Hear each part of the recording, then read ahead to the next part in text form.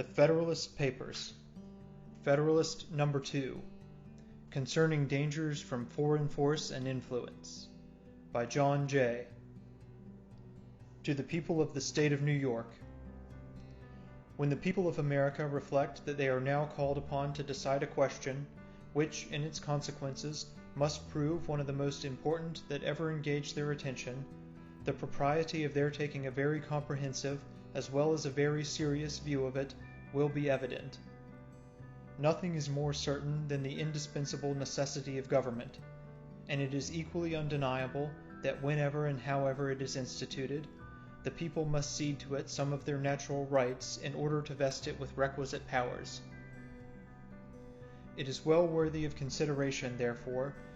whether it would conduce more to the interest of the people of America that they should, to all general purposes, be one nation under one federal government,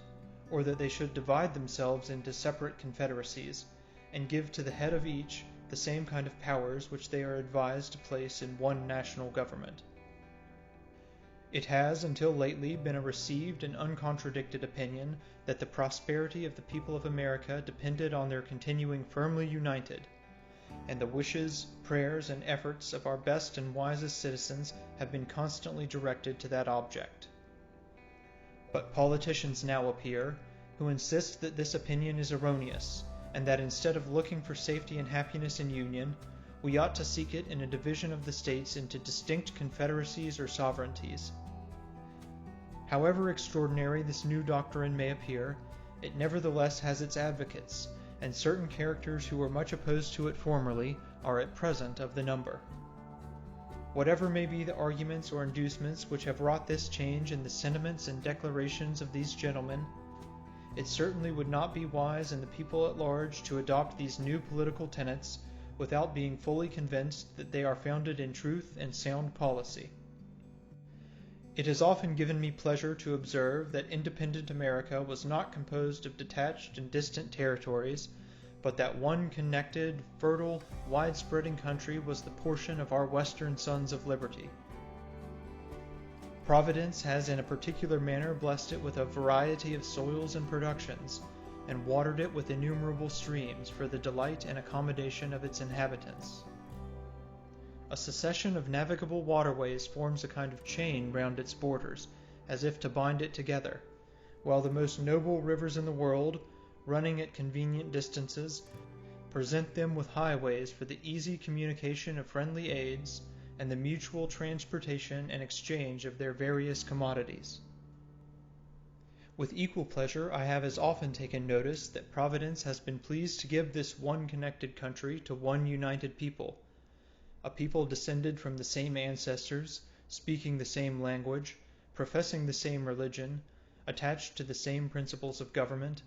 very similar in their manners and customs, and who, by their joint counsels, arms, and efforts, fighting side by side throughout a long and bloody war, have nobly established general liberty and independence. This country and this people seem to have been made for each other, and it appears as if this was the design of Providence, that an inheritance so proper and convenient for a band of brethren, united to each other by the strongest ties, should never be split into a number of unsocial, jealous, and alien sovereignties. Similar sentiments have hitherto prevailed among all orders and denominations of men among us. To all general purposes we have uniformly been one people, each individual citizen everywhere enjoying the same national rights, privileges, and protection. As a nation we have made peace and war. As a nation we have vanquished our common enemies. As a nation we have formed alliances, made treaties, and entered into various compacts and conventions with foreign states. A strong sense of the value and blessings of union induced the people, at a very early period, to institute a federal government to preserve and perpetuate it. They formed it almost as soon as they had a political existence, nay, at a time when their habitations were in flames, when many of their citizens were bleeding,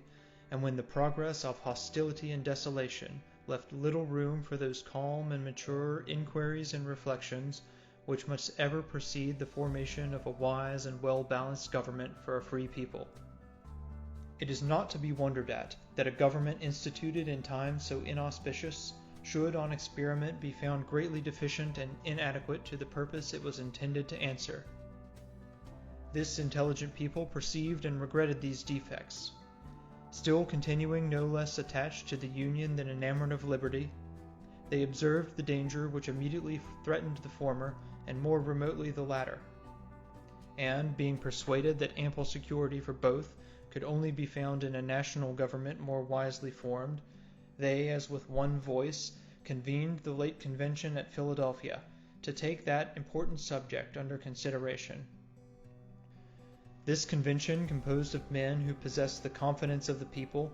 and many of whom had become highly distinguished by their patriotism, virtue, and wisdom in times which tried the minds and hearts of men, undertook the arduous task. In the mild season of peace, with minds unoccupied by other subjects, they passed away many months in cool, uninterrupted, and daily consultation. And finally, without having been awed by power, or influenced by any passions except love for their country, they presented and recommended to the people the plan produced by their joint and very unanimous councils. Admit, for so is the fact, that this plan is only recommended, not imposed. Yet let it be remembered that it is neither recommended to blind approbation nor blind reprobation, but to that sedate and candid consideration which the magnitude and importance of the subject demand, and which it certainly ought to receive. But this, as was remarked in the foregoing number of this paper, is more to be wished than expected, that it may be so considered and examined.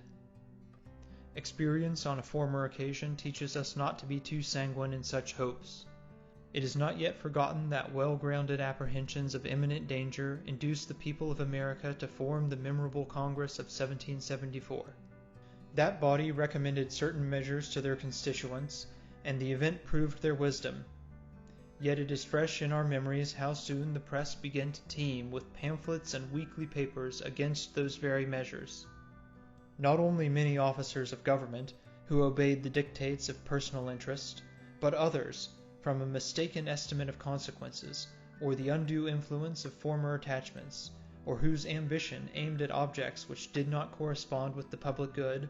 were indefatigable in their efforts to persuade the people to reject the advice of that patriotic Congress. Many, indeed, were deceived and deluded, but the great majority of the people reasoned and decided judiciously, and happy they are in reflecting that they did so. They considered that the Congress was composed of many wise and experienced men,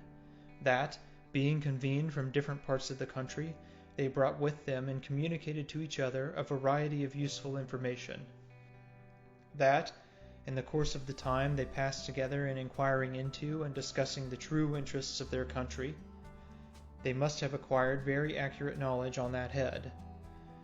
that they were individually interested in the public liberty and prosperity, and therefore that it was not less their inclination than their duty to recommend only such measures as, after the most mature deliberation, they really thought prudent and advisable. These and similar considerations then induced the people to rely greatly on the judgment and integrity of the Congress, and they took their advice, notwithstanding the various arts and endeavors used to deter them from it. But if the people at large had reason to confide in the men of that Congress, few of whom had been fully tried or generally known, still greater reason have they now to respect the judgment and advice of the Convention, for it is well known that some of the most distinguished members of that Congress, who have been since tried and justly approved for patriotism and abilities, and who have grown old in acquiring political information, were also members of this Convention, and carried into it their accumulated knowledge and experience. It is worthy of remark that not only the first, but every succeeding Congress, as well as the late Convention, have invariably joined with the people in thinking that the prosperity of America depended on its union. To preserve and perpetuate it was the great object of the people in forming that Convention, and it is also the great object of the plan which the Convention has advised them to adopt. With what propriety, therefore, or for what good purposes, are attempts at this particular period made by some men to depreciate the importance of the Union? Or why is it suggested that 3 or 4 confederacies would be better than one? I am persuaded in my own mind that the people have always thought right on this subject, and that their universal and uniform attachment to the cause of the Union rests on great and weighty reasons, which I shall endeavor to develop and explain in some ensuing papers. They who promote the idea of substituting a number of distinct confederacies in the room of the plan of the convention seem clearly to foresee that the rejection of it would put the continuance of the Union in the utmost jeopardy.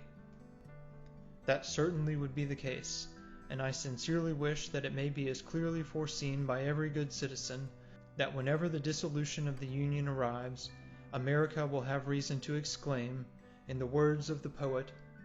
"Farewell, a long farewell to all my greatness."